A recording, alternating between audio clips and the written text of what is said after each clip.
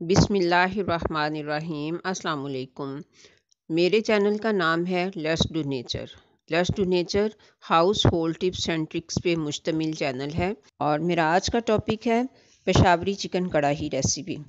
Video को start करने से पहले अल्लाह ताला से दुआ है कि अल्लाह ताला हमारे वालिदैन और तमाम फौजशुदा मोमन मुसलमानों की मग़फ़िरत फ़रमाए और उन सब पर अपना रहम फ़रमाए और उनके दर्जात बुलंद फ़रमाए। वो तमाम लोग जो ज़िंदगी में मुश्किलात का शिकार हैं और वो जो फ़ौत होने के बाद भी मुश्किलात का शिकार हैं, अल्लाह ताला से इल्तिजा है कि सब की मुश्किलात को दूर फरमा कर आसानी अता फ़रमाए, आमीन। चलिए अब हम वीडियो को स्टार्ट करते हैं। ये मैंने एक चिकन लिया है। अब इसको अच्छी तरह से साफ़ करने और इसकी स्मेल को दूर करने के लिए इसमें 1 टेबल स्पून फुल नमक और तकरीबन 3 टेबल स्पून सफ़ेद सिरका शामिल कर रही हूँ। सिरका आप ब्राउन या सफ़ेद जो भी अवेलेबल हो वो ले लीजिए। 1 गिलास पानी शामिल कर दिया और अच्छे से मिक्स करके तो 10 मिनट के लिए ऐसे ही छोड़ दूँगी, फिर अच्छी तरह से वॉश कर लूँगी। अगर आप चिकन को इस तरीके से धोएंगे तो ना तो आपके किचन से स्मेल आएगी, ना ही चिकन को पकाते हुए और ना ही खाते हुए स्मेल आएगी। 10 मिनट के बाद मैंने चिकन को अच्छे से वॉश कर लिया और एक पैन में कुकिंग ऑयल को गर्म भी कर लिया और अब इसमें मैंने चिकन को शामिल कर दिया है। अब चिकन को हम इसमें खूब अच्छे से फ्राई कर लेंगे। चिकन को फ्राई करने के लिए आपने घी या ऑयल जो भी लेना हो ज़रा खुला ही लें, तो फ्राई अच्छी तरह से इसमें फिर हो जाता है चिकन। तो जब फ्राई हो जाए तो फिर उसके बाद ज़ायद कुकिंग ऑयल या घी जो भी कुछ आपने लिया हो उसको निकाल लेते हैं। फिर चिकन को फ्राई करने के दौरान आप चमचा बार बार चलाते रहें, इसलिए कि ये नीचे चिपक ना जाए, क्योंकि चिकन को जब हम फ्राई करते हैं तो अक्सर ऐसा होता है कि वो नीचे बर्तन के साथ चिपक जाता है। तो इसमें चमचा चलाते रहें। तो चिकन हमने इतना फ्राई करना है कि ये ना ज़रा गहरा बादामी सा हो जाए, तब तक आप इसको फ्राई करते रहें और बार बार चमचा चलाते रहें। लीजिए चिकन हमारा जो है ये बादामी हो चुका है और ज़ायद ऑयल जो है वो भी मैंने निकाल लिया है। अब ये मेरे पास 2 टेबल स्पून अदरक लहसुन पेस्ट है और 4-5 सब्ज़ मिर्चें हैं, तो इनको इसमें ऐड कर देंगे और फिर इसे भी हम फ्राई करेंगे। इसको फ्राई करते हुए भी चमचा मुसलसल चलाते रहें, क्योंकि अदरक लहसुन पेस्ट जो है ये भी बर्तन के साथ चिपकने लगता है। तो इसको भी आपने इतना ही फ्राई करना है कि ये भी हल्का सा बादामी हो जाए। अब अदरक लहसुन पेस्ट भी बादामी हो चुका है। अब मैं इसमें 5 टमाटर जो हैं दरमियाने साइज़ के काट कर तो वो भी इसमें शामिल कर रही हूँ।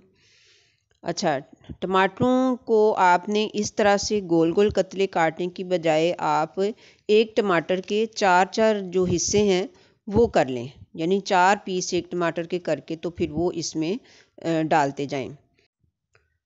ये देखिए इस तरह से जैसे मैं काट रही हूँ। टमाटर काटने के दौरान इसको हिलाते भी रहें ताकि चिकन और अदरक लहसुन पेस्ट जो है वो जल ना जाए और टमाटरों का पानी भी साथ साथ फिर शामिल होता रहेगा तो ये जलेगा नहीं।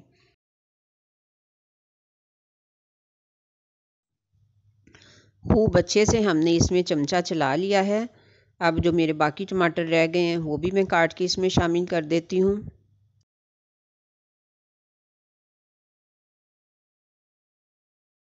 तो टमाटर शामिल करके 4-5 मिनट तक इसको पकाएंगे, फिर इसमें मसाले शामिल करेंगे।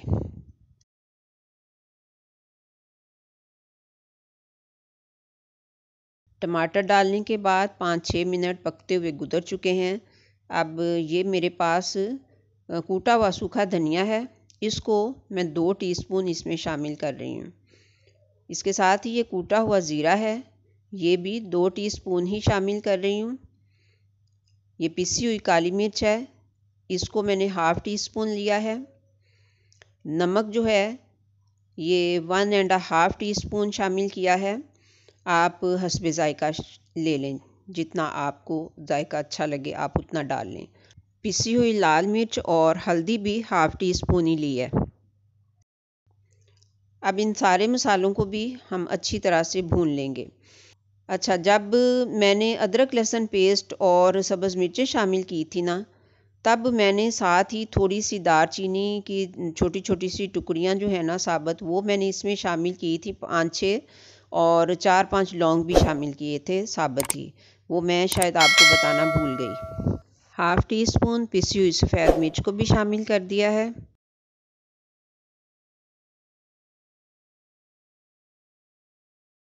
5-7 मिनट के लिए अब हम इसको पकने देंगे और मुसलसल इसमें चमचा भी चलाते रहेंगे।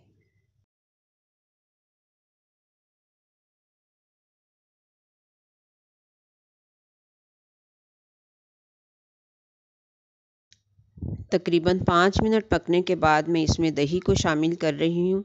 दही मैंने 1 कप लिया है। अब दही को शामिल करने के बाद हम इसमें खूब अच्छे से दही को मिक्स होने देंगे।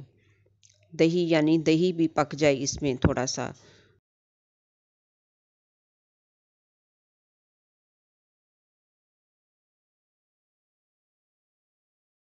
और अब हम इसमें ये काफ़ी देर हमने इसको पका लिया, दही जो है इसमें मिक्स हो चुका। तो अब हम इसमें 1 लेमन का जूस भी शामिल कर देते हैं।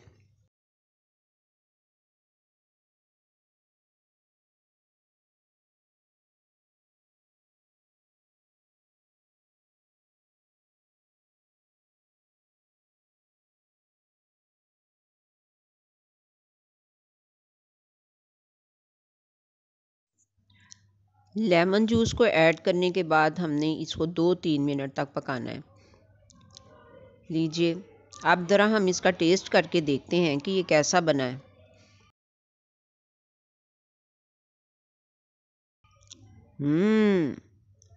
ज़बरदस्त!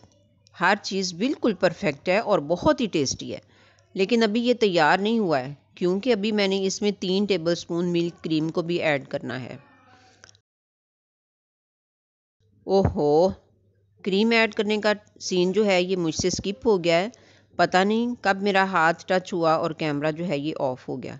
बहरहाल क्रीम मैंने इसमें ऐड कर दी है। अब सिर्फ़ 3-4 मिनट के लिए इसको हमने पकाएंगे। ये देखिए, ये क्रीम मैंने शामिल की थी। लीजिए जनाब, पेशावरी चिकन कढ़ाई हमारी रेडी हो चुकी है। अब हम इसके ऊपर हरा धनिया और हरे पुदीना की कुछ पत्तियां जो हैं वो मिक्स करके तो इसके ऊपर छिड़क देंगे। और अब हम इसको 2 मिनट के लिए दम पे लगा देंगे। माशाल्लाह चिकन कढ़ाई बहुत ही लजीज बनी है। ये आज़माने पे ही पता चलेगा, आज़माइश शर्त है। उम्मीद करती हूँ आप ज़रूर इसको ट्राई करेंगे। तो मिलते हैं फिर नेक्स्ट किसी और अच्छी वीडियो के साथ इंशाल्लाह।